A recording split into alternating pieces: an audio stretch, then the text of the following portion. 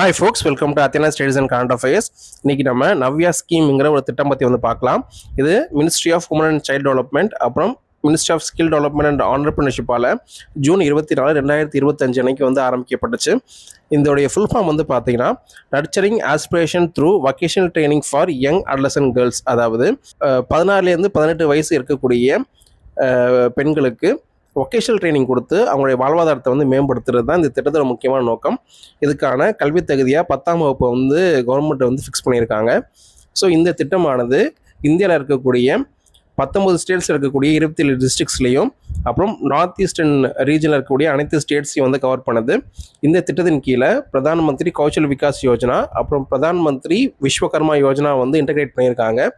இந்த திட்டம் விக்ஷித் பாரத் 2047 வந்து அடையிறதுக்கான ஒரு முன்னோடி திட்டமாக வந்து கவர்மெண்ட் வந்து அறிவிச்சிருக்காங்க.